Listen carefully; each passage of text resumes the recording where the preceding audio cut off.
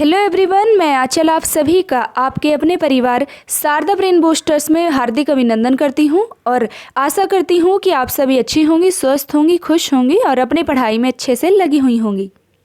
तो आज हम क्या पढ़ने वाले हैं? आज हम पढ़ने वाले हैं इम्यूनिटी के बारे में, प्रतिरक्षा के बारे में। ठीक है, तो करते हैं शुरुआत। और देखिए, जो भी अभी तक प्रैक्टिस बैच से नहीं जुड़ी हैं, ठीक है, अंतिम समय होता है प्रैक्टिस करने का अधिक से अधिक, तो बिल्कुल भी देर ना कीजिए, जल्द से जल्द जुड़ जाइए। ठीक है, थंबनेल पर व्हाट्सएप नंबर है, कुछ भी अधिक जानकारी प्राप्त करनी है आपको बैच के बारे में तो वहाँ पर आप प्राप्त कर सकती हैं।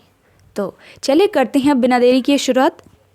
प्रतिरक्षा, इम्यूनिटी, पहले हमें पता होना चाहिए इम्यूनिटी होती क्या है।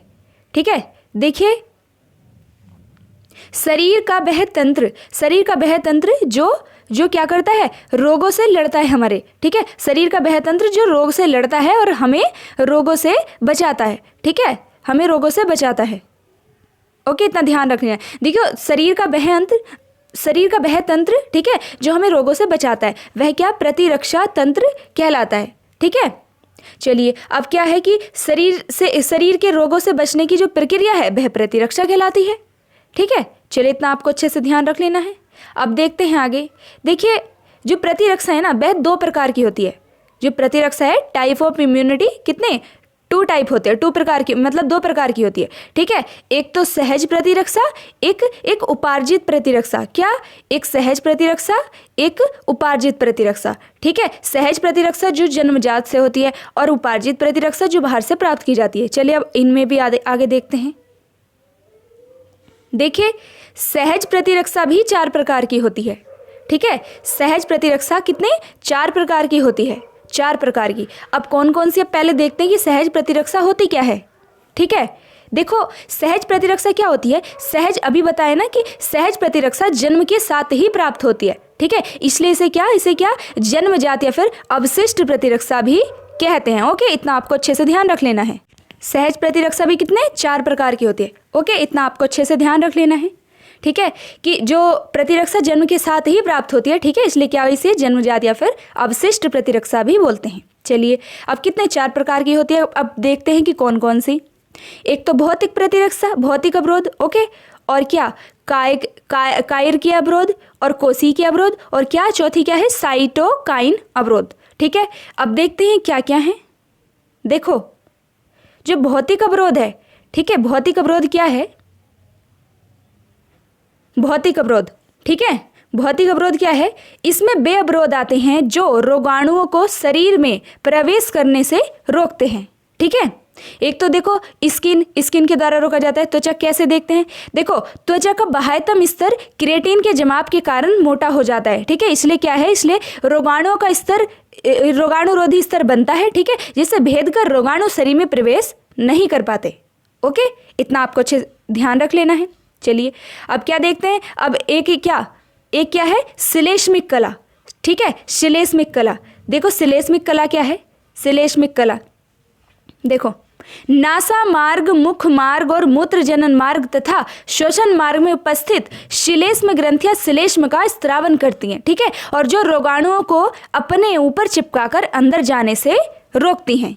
ठीक है, इतना आपको अच्छे से ध्यान रख लेना है। चलिए, ये हो गया क्या? भौतिक अवरोध। अब देखते हैं आगे क्या। सेकंड नंबर पर क्या है? कायर की अवरोध। देखो, कायर की अवरोध क्या है? कायर की अवरोध क्या है कि कायर के अवरोध भी कितने? देखो, मुख के द्वारा। अब मुख के द्वारा कैसे? देखो, मुख में उपस्थित लार में लाइसोजाइम नामक जो एंजाइम होता है, लाइसोजाइम नामक जो एंजाइम होता है। ठीक है, तो यह एंजाइम क्या करता है? मुंह में आए जीवाणुओं को मार देता है। ठीक है, चलिए, अब दूसरा क्या है कि आमाशय अम्ल जो एसियल अम्ल होता है। ठीक है, वो क्या करता है? देखो, यदि खाने और पीने के साथ जीवाणु आमाशय में पहुंच जाते हैं तो यहाँ पर उपस्थित श्लेष्म तथा एसियल उन्हें मार देते हैं। ठीक है, चलिए, अब आगे क्या है कि आंसुओं के एंजाइम। ठीक है, आंसुओं के एंजाइम। अब देखते हैं आंसुओं के एंजाइम कैसे रोकते हैं। देखो, आंसू में पहुंचे जीवाणु आंख के आंसुओं में उपस्थित लाइसोजाइम एंजाइम द्वारा समाप्त कर दिए जाते हैं। वो जो आंखों से पानी निकलता है, ठीक है, आंसू निकलते हैं। इतना आपको अच्छे से ध्यान रख लेना। कौन सी होगी? ये होगी कायर के अवरोध। चलिए, भौतिक अवरोध देखा, कार्य अवरोध देखा। भौतिक अवरोध कैसे? एक तो त्वचा के माध्यम से, ठीक है, और एक श्लेष्मिक कला के माध्यम से। अब कार्य अवरोध कैसे? कि मुख के द्वारा और आमाशय अम्ल के द्वारा और आंसुओं के एंजाइम के द्वारा। अब आगे देखते हैं कोशिकीय अवरोध। कोशिकीय अवरोध देखो, कोशिकीय अवरोध कैसे रोकते हैं? देखो, इनमें क्या होता है कि इनमें शरीर की कुछ विशिष्ट कोशिकाएं बाहर से प्रवेश करने वाले रोगाणुओं का भक्षण कर उन्हें नष्ट कर देती हैं, ठीक है। चलिए, इतना आपको अच्छे से ध्यान रख लेना है, ओके। और आगे क्या? देखो, ये जो भक्षाणु विभिन्न प्रकार के होते हैं भक्षाणु, ठीक है। देखो कौन कौन से? एक होती है WBC, ठीक है, जिनको क्या श्वेत रक्त कणिकाओं के नाम से जानते हैं, WBC, ठीक है। इनको क्या श्वेत रक्त कणिकाओं के नाम से जानते हैं, ठीक है। ये क्या? जैसे न्यूट्रोफिल तथा मोनोसाइट रोगाणुओं को भक्षण कर उन्हें नष्ट कर देती हैं। कौन? WBC, ठीक है। चलिए, अब आगे देखते हैं क्या आगे क्या है। 4th नंबर पर क्या है? साइटोकाइन अवरोध, ठीक है, साइटोकाइन बैरियर। चलिए, देखो ये क्या करता है? ये विषाणु से संक्रमित कोशिकाएं इंटरफेरॉन नामक प्रोटीन का स्त्राव करती हैं, ठीक है, स्त्राव करती है, और जो आसपास की अन्य संक्रमित कोशिकाओं को विषाणु के संक्रमण से बचाती हैं, ठीक है। इतना आपको अच्छे से ध्यान रखना है साइटोकाइन अवरोध के बारे में। चलिए, ये हो गया हमारा। अब आगे देखते हैं उपार्जित प्रतिरक्षा। क्या? उपार्जित प्रतिरक्षा, ठीक है। चलिए, उपार्जित प्रतिरक्षा।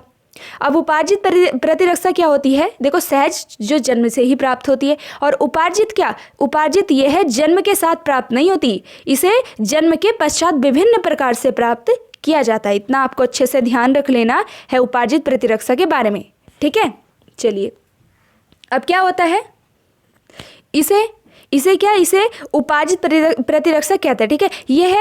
ये क्या करती है? यह रोगाणु विशिष्ट होती है, ठीक है। इतना भी आपको अच्छे से ध्यान रख लेना है। और इसमें उपार्जित प्रतिरक्षा का विशिष्ट लक्षण है, ठीक है। चलिए, अब आगे बताती हूँ। देखो, और क्या देखो, हमारे शरीर में जब पहली बार रोगाणुजनक प्रवेश करते हैं, ठीक है, तो निम्न तीव्रता की अनुक्रिया होती है, जिसे क्या प्राथमिक अनुक्रिया कहते हैं। इतना आपको अच्छे से ध्यान रख लेना है। चलिए, और क्या? इस प्रकार के रोगाणुजनक जब दोबारा शरीर में प्रवेश करते हैं तो स्मृति कोशिका उन्हें तुरंत पहचान लेती है और तेजी से प्रतिक्रिया कर उन्हें नष्ट कर देती है। देखो, फॉर एग्जाम्पल, जब कोरोना के टीके लगे थे, ठीक है, कोरोना के टीके क्यों लगाए गए थे? कि पहले तो क्या बॉडी में क्या करते हैं? पहले तो ये सोचो, बकाए का क्या घेरते हैं, उनमें जीवाणु डालते हैं, ठीक है, बॉडी में, जो निष्क्रिय टीकाकरण के द्वारा दिया जाता है, ठीक है, आगे बताऊंगी। तो फिर जब कोरोना का टीका लगा, ठीक है, उस टाइम क्या बॉडी में कितनी क्रियाएं हुई? मतलब ये मोस्टली क्या, जो पहला वाला टीका लगा था, 2 से 3 दिन तक तो मतलब इतनी कंडीशन खराब थी बॉडी की, बहुत ज़्यादा, ठीक है। क्या? क्योंकि हमारी जो बॉडी, ठीक है, उससे लड़ रही थी, एंटीबॉडी तैयार कर रही थी, यानी कि युद्ध चल रहा था अंदर, ठीक है। परंतु जैसे ही दोबारा अगर बाई चांस 10 साल या 15-20 साल कभी भी कोरोना वायरस अगर अब की बार आया, एंटर किया, ठीक है, तो क्या करेंगी? तब से पहले से ही तैयार रहेंगी, ठीक है। और एंटीबॉडी जैसे ही तुरंत वायरस शरीर में घुसेगा, ठीक है, बॉडी में आएगा, तो तुरंत से क्या उसको खटैक से ख़त्म कर देंगी, ठीक है। तो ठीक है, अच्छे से ध्यान रख लेना है। ये क्या है? उपार्जित प्रतिरक्षा, ठीक है। चलिए, इन्हें द्वितीयक अनुक्रिया भी कहते हैं। द्वितीयक अनुक्रिया भी कहते हैं, ठीक है। चलिए, अब क्या, उपार्जित प्रतिरक्षा भी अनेक प्रकार की होती है, ठीक है। चलिए, कौन कौन सी? देखो, लिम्फोसाइट उपार्जित प्रतिरक्षा तंत्र की मुख्य विशेषताएं। चलिए देखते हैं। देखो, लिम्फोसाइट उपार्जित प्रतिरक्षा तंत्र की कुछ मुख्य कोशिकाएं होती है, ठीक है। कौन? 2 प्रकार की होती है। एक तो बी लिम्फोसाइट या फिर जिसको बी कोशिका बोलते हैं, ठीक है, और दूसरी क्या है? दूसरी है टी लिम्फोसाइट या फिर जिसको टी कोशिका भी बोलते हैं, ठीक है। अब देखते हैं, देखो जो बी लिम्फोसाइट कोशिका होती है ना और टी लिम्फोसाइट कोशिका, इन कोशिकाओं का निर्माण कहाँ होता है? इनका निर्माण होता है स्टेम सेल में, स्टेम कोशिकाओं में, ठीक है, स्टेम सेल में होता है। और ये भ्रूण के यकृत में तथा वयस्क के अस्थि मज्जा में होती है। इतना भी आपको अच्छे से ध्यान रख लेना है। आपसे क्वेश्चन क्या पूछा जाएगा कि जो बी लिम्फोसाइट तथा टी लिम्फोसाइट कोशिकाएं होती हैं तो उनका निर्माण कहाँ पर होता है? तो उनका निर्माण होता है स्टेम सेल में, ठीक है। और आपसे पूछा जाए कि जो ये कोशिकाएं हैं भ्रूण में कहाँ होती हैं, तो आपको क्या बताना है? ये होती हैं यकृत में। भ्रूण के तो यकृत में होती है और वयस्क के होती है अस्थि मज्जा में, ठीक है, बोन मैरो में। इतना आपको अच्छे से ध्यान रख लेना है। चलिए अब आगे देखते हैं। देखो अब आगे देखते हैं।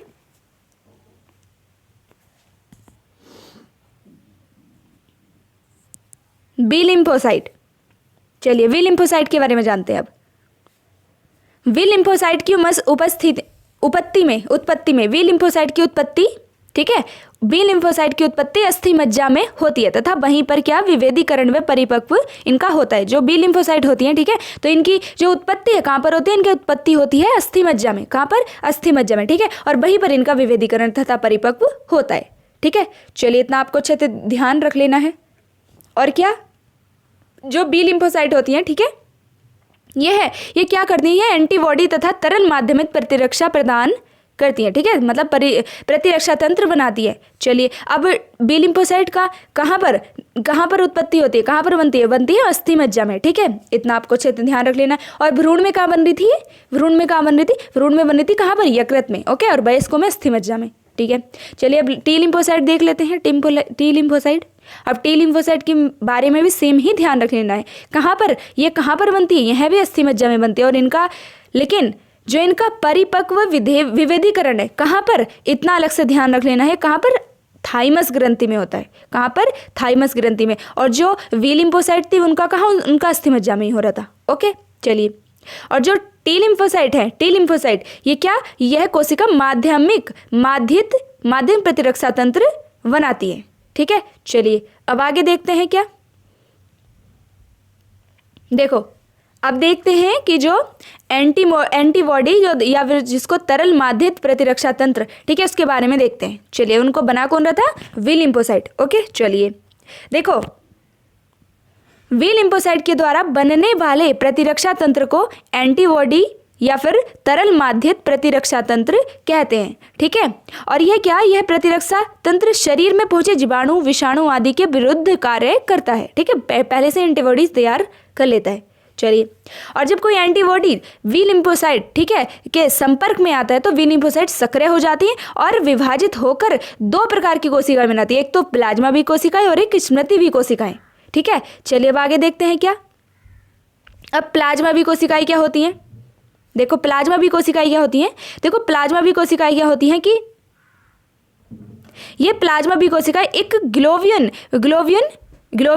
ग्लोब्यूलिन प्रोटीन का निर्माण करती हैं जिन्हें प्रतिरक्षा एंटीबॉडीज कहा जाता है, ठीक है। और प्लाज्मा बी कोशिका को एंटीबॉडी बनाने की फैक्ट्री भी कहा जाता है, इतना भी अच्छे से ध्यान रख लेना है आपको, ठीक है। चलिए अब आगे क्या देखते हैं। देखो जो एंटीबॉडी से जुड़कर एंटीजन एंटीबॉडी कॉम्प्लेक्स बनाता है, ठीक है, और एंटीजन को निष्क्रिय बनाता है, ओके, इतना भी आपको अच्छे से ध्यान रख लेना है। और इस प्रकार का जो एंटीबॉडीज के निर्माण द्वारा रोगाणुजनक को समाप्त करना ही तरल प्रतिरक्षा तंत्र का विशिष्ट लक्षण है, ठीक है। चलिए जिसको एंटीबॉडीज बोलते हैं। चलिए अब आगे देखते हैं कि जो स्मृति बी कोशिकाएं वे क्या हैं। देखो जो स्मृति बी कोशिकाएं हैं वे क्या हैं, देखो किसी रोगाणुजनक के द्वारा प्रथम संक्रमण के समय से ये कोशिकाएं बनती हैं, ठीक है, और जब लंबे समय तक रक्त में बनी रहती हैं ये, ठीक है। और यदि वही रोगाणुजनक दोबारा आता है, ठीक है, दोबारा आता है तो क्या करती हैं ये कोशिकाएं, उससे तुरंत पहचान लेती है और उनका खात्मा कर देती है। चलिए अब देखते हैं कोशिका माध्यित प्रतिरक्षा तंत्र, इनको कौन बनाता है, इनको टी लिम्फोसाइट बना रहे थे, ठीक है। अब देखते हैं आगे क्या है। देखो इस प्रकार की प्रतिरक्षा सक्रिय टी लिम्फोसाइट के निर्माण द्वारा प्राप्त होती है, ठीक है। और यह प्रतिरक्षा तंत्र शरीर में पहुंचे जीवाणु, विषाणु व कवक आदि के विरुद्ध कार्य करती है, ठीक है। और क्या बाह्य प्रतिजन के संपर्क में आते ही टी लिम्फोसाइट क्या है, तो विभाजित होकर चार भागों में चार प्रकार की कोशिकाओं मतलब टूट जाती है, मतलब चार प्रकार की कोशिकाएं बनाती है, ठीक है। अब कौन कौन सी है, देखो एक तो मारक टी कोशिका है, और एक क्या है, एक है सहायक टी कोशिका, एक है संदमक टी कोशिका और एक है स्मृति टी कोशिका, ठीक है। इतना आपको अच्छे से ध्यान रख लेना है। अब आगे क्या इनके बारे में देखते हैं कि मारक टी कोशिका क्या है, इनके कार्य देख लेते हैं। चलो देखो जो मारक टी कोशिका है, ठीक है, जिसको किलर टी सेल बोलते हैं, ठीक है, तो ये क्या करती है, ये संक्रमण वाले स्थान में पहुंचकर फलफोरिन नामक पदार्थ स्रावित करती है जो रोगाणुओं के शरीर में जो रोग जनकों के शरीर पर छिद्र बनाकर उन्हें नष्ट कर देते हैं। ठीक है, चलिए। और जो मारक टी कोशिका होती है ना, किलर टी सेल, ठीक है, क्या करते हैं, विषाणु से संक्रमित कोशिकाओं को नष्ट कर देती हैं। चलिए, मारक टी कोशिका के बारे में इतना। अब आगे देखते हैं हेल्पर टी सेल, जो सहायक टी कोशिकाएं होती हैं। सहायक टी कोशिकाएं क्या होती है, जो हेल्पर टी सेल होती हैं, क्या होती हैं, ये सहायक टी कोशिकाएं वी कोशिकाओं को एंटीबॉडी बनाने के लिए प्रेरित करती हैं। ठीक है, कि आप प्रेरित करो, आप मतलब एंटीबॉडीज तैयार करो। ठीक है, किन्हें, जो टी कोशिकाएं होती है। चलिए, हाँ, कौन, जो बी कोशिकाएं होती है ना, उनको प्रेरित करती है कौन, सहायक टी कोशिकाएं जो होती है बी कोशिकाओं को प्रेरित करती हैं कि आप हाँ एंटीबॉडीज बनाओ रोग के प्रति, मतलब रोग के लिए। चलिए नेक्स्ट। अब देखते हैं क्या, संदमक टी कोशिकाएं। ठीक है, संदमक टी कोशिका ये क्या होती है, ये रोगाणु से उत्पन्न संक्रमण समाप्त हो जाता है। ठीक है, तो कोशिका क्या करती है, कोशिका वी-एन-टी लिम्फोसाइट के प्रतिरक्षा अनुक्रिया के प्रभाव को रोक देते हैं। जब रोगाणु से क्या होता है, जब रोगाणु से उत्पन्न संक्रमण समाप्त हो जाता है, ठीक है, तो ये क्या करती हैं, तो ये जो बी लिम्फोसाइट तथा टी लिम्फोसाइट कोशिका होती है ना, तो उनके प्रतिरक्षा अनुक्रिया के प्रभाव को रोक देती है। चलिए, अब देखते हैं जो स्मृति टी कोशिकाएं क्या है, जो 4th नंबर की क्या है, मेमोरी टी सेल। ये क्या करती हैं, ये करती हैं कि किसी रोग जनक के द्वारा प्रथम संक्रमण के समय ये कोशिकाएं बनती है। ठीक है, और लंबे समय तक रक्त में बनी रहती हैं। इतना आपको अच्छे से ध्यान रख लेना है। अब आगे क्या देखते हैं इनके बारे में कि यही क्या करती हैं, यदि वही रोगाणुजनक दोबारा से संक्रमण करता है, ठीक है, तो ये क्या करती है, स्मृति कोशिकाएं उन्हें तुरंत से पहचान लेती हैं और प्रथम बार की तुलना में अधिक तेजी से, मतलब अब की बार और स्ट्रोंग होते हैं। ठीक है, और अधिक तेजी से प्रभावी ढंग से प्रतिक्रिया करके उन्हें तुरंत नष्ट कर देती है, उनका खात्मा तुरंत कर देती हैं। ठीक है, इतना भी अच्छे से ध्यान रख लेना है।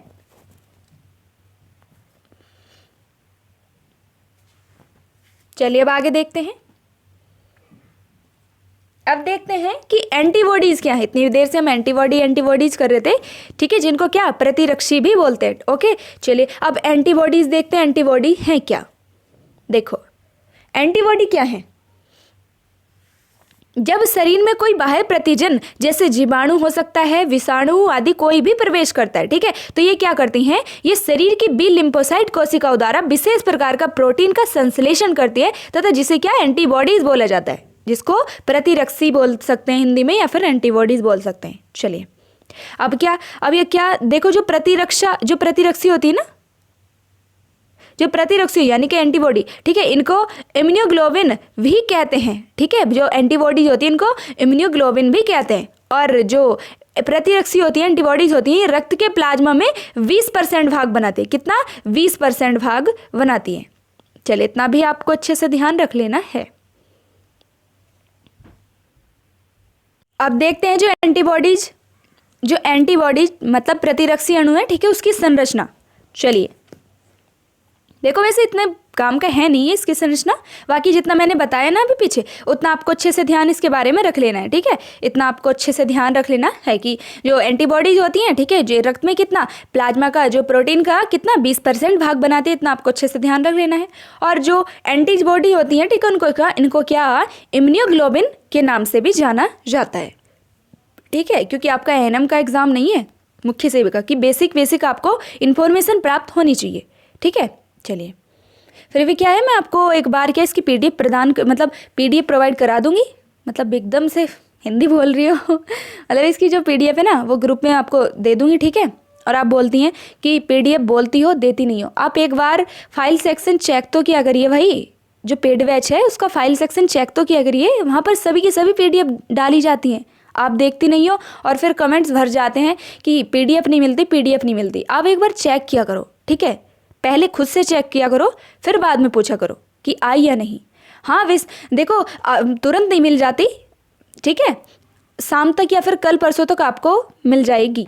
ठीक है, इतना आप क्लास को अच्छे से करिए। ठीक है, तो बस इसके बारे में आपको अच्छे से ध्यान रख लेना है कि जो प्रतिरक्षी अणु की संरचना कितना बाई आकार की होती है, इसके बारे में अच्छे से ध्यान रख लो फिर भी। ठीक है, बाई आकार की होती है और प्रत्येक प्रतिरक्षी अणु 4 पॉलीपेप्टाइड श्रृंखलाओं से मिलकर बनी होती है। ठीक है, जिसमें 2 भारी श्रृंखलाएं होती हैं और 2 हल्की श्रृंखलाएं होती हैं।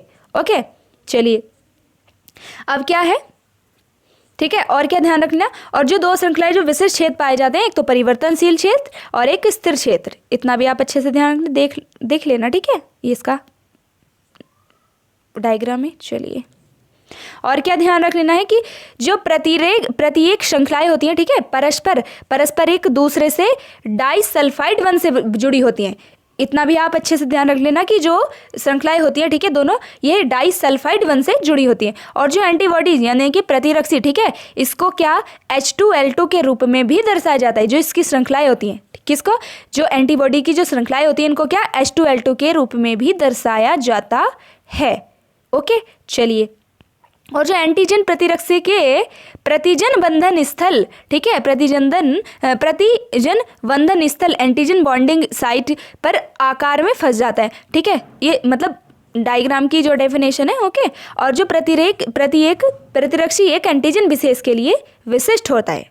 ओके, चलो, वैसे आपके काम का इतना है नहीं, जो मैंने ऊपर बताया वही है, ठीक है। चलिए, अब देखते हैं जो, हाँ, इतना है आपका काम। जो प्रतिरक्षी है ना, मोस्ट है, वेरी वेरी मोस्ट है, तो ठीक है। चलिए, जो प्रतिरक्षी है, ठीक है, टाइप ऑफ एंटीबॉडीज, तो प्रतिरक्षी कितने प्रकार की होती है, कितने, 5 प्रकार की होती है। प्रतिरक्षी होती है 5 प्रकार की। अब आगे जो बताऊंगी वो आपके काम का है, ठीक है, ध्यान से सुनना। देखो, जो प्रतिरक्षी होती है, ठीक है, प्रतिरक्षी कितने 5 प्रकार की होती है, कितने 5 प्रकार की होती है। ओके, चलिए, जो एंटीबॉडीज है 5 प्रकार की, एक तो IgM, एक IgA, एक IgD और IgE और IgG, ठीक है, इतना अच्छे से ध्यान रख लेना है। ओके, चलिए, अब इनको आगे देखते हैं। देखो, अब IgM क्या है, IgM क्या है, क्या है IgM। देखो, IgM क्या है, ये आकार में सबसे बड़ा एंटीबॉडी है, बिल्कुल मोस्ट, ठीक है, अच्छे से ध्यान रख लेना है। जो IgM है, ठीक है, ये आकार में सबसे बड़ा एंटीबॉडीज है। और यह क्या, ये प्राथमिक प्रतिरक्षा अनुक्रिया, प्राइमरी इम्यूनी रिस्पॉन्स उत्पन्न करता है, ठीक है, अच्छे से ध्यान रख लेना है। जो IgM है, क्या, ये आकार में क्या सबसे बड़ी एंटीबॉडी है, और ये क्या, ये प्राथमिक प्रतिरक्षा अनुक्रिया उत्पन्न करती है, ठीक है। चलिए, अब क्या नेक्स्ट क्या है, IgA। अब IgA क्या है, देखो ये क्या है, ये एंटीबॉडी कोलेस्ट्रम, लार आदि में पाया जाता है। जो IgA है, ठीक है, ये कहाँ पर पाया जाता है, कोलेस्ट्रम और लार आदि में पाया जाता है, ठीक है। कोलेस्ट्रम क्या होता है, कोलेस्ट्रम क्या होता है, माँ का दूध, जो माँ का पहला दूध होता है, ठीक है, जिसको खीस के नाम से भी जाना जाता है, येलो कलर का। ओके, ठीक है, कोलेस्ट्रम। तो जो माँ के दूध में ऐसे क्वेश्चंस आएगा कि माँ के दूध में कौन सा एंटीबॉडी पाया जाता है, कौन सा, IgA। बिल्कुल मोस्टली अच्छे से ध्यान रखने हैं सभी के सभी ये, ठीक है, बिल्कुल बहुत अच्छी क्लास है आपके लिए। ओके, चलिए, अब क्या है, अब नेक्स्ट है IgD। देखो, IgD कहाँ पाया जाता है, IgD जो यह क्या, ये जो IgD है, ठीक है, IgD यह बी लिम्फोसाइट की सतह पर पाया जाता है। कहाँ पाया जाता है, डी, जो IgD है यह बी लिम्फोसाइट की सतह पर पाया जाता है और वी लिम्फोसाइट को सक्रिय बनाता है। बिल्कुल अच्छे से ध्यान रख लेना है।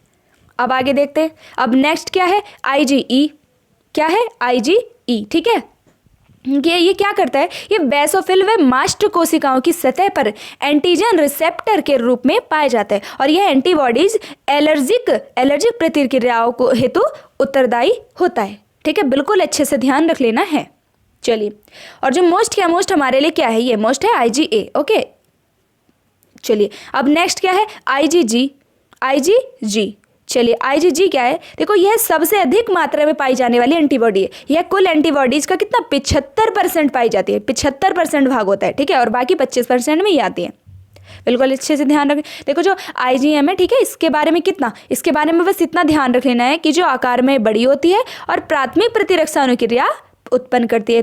और जो IgA है वो हमारे बिल्कुल मोस्ट है। IgA क्या है, ये कोलेस्ट्रम, लार आदि में पाई जाती है। और जो IgD है ये बी लिम्फोसाइट की सतह पर पाई जाती है। और जो IgE है ये बेसोफिल में मास्ट कोशिकाओं की सतह पर एंटीजन रिसेप्टर के रूप में पाई जाती है और ये एंटीजन एलर्जिक प्रतिक्रियाओं हेतु उत्तरदायी होती है। और जो IgG है, IgG इसके बारे में क्या की है, जो एंटीबॉडीज है कुल एंटीबॉडीज का 75% भाग यही होती है। चलिए, अब आगे क्या, देखो इतना भी ध्यान रखो,